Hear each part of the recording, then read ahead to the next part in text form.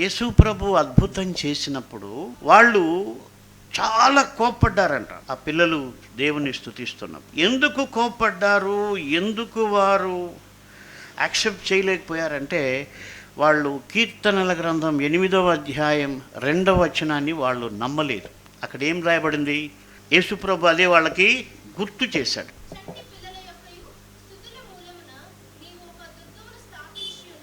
కాబట్టి ఈ వాక్యము కీర్తనల గ్రంథంలో రాయబడింది.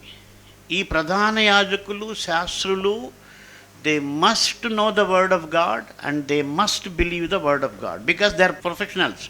ఒకవేళ వాళ్ళు సామాన్య ప్రజలైతే వాళ్ళకి ఆ యొక్క కండిషన్ వర్తించకపోవచ్చు, కానీ అయితే వీళ్ళు ఖచ్చితంగా దేవుని వాక్యం తెలుసుకోవాలి, దాన్ని నమ్మాలి. నేను ఇక్కడ ఏమంటానంటే, every believer should know the word of God and should believe the word of God.